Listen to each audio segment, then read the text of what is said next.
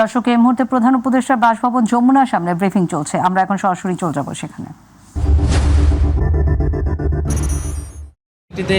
সরকার এসেছে এবং ব্যক্তিগতভাবে সরকারের বাইরে যে দেশের বর্তমান যে পরিস্থিতি, সেই পরিস্থিতিতে একটি রাজনৈতিক শক্তির উত্থানের জন্য আমার রাজপথে থাকা প্রয়োজন, ছাত্র জনতার কাতারে থাকা প্রয়োজন এবং আমরা যে গণতান্ত্রিক পরিবর্তনের আকাঙ্ক্ষা করি, সেই আকাঙ্ক্ষার জন্য এবং আমার যে গণ অভ্যুত্থানে যে ছাত্র জনতা অংশগ্রহণ করেছে সেই শক্তিকে সংহত করতে আমি মনে করেছি যে আমার সরকারের থেকে আমার সরকারের বাইরে রাজপথে আমার ভূমিকা বেশি হবে এবং আমার বাইরে যারা আমাদের সহযোদ্ধা রয়েছেন তারাও এটি চান এবং সেই প্রেক্ষিতে আমি মূলত আজকে পদত্যাগপত্রটা জমা দিয়েছি।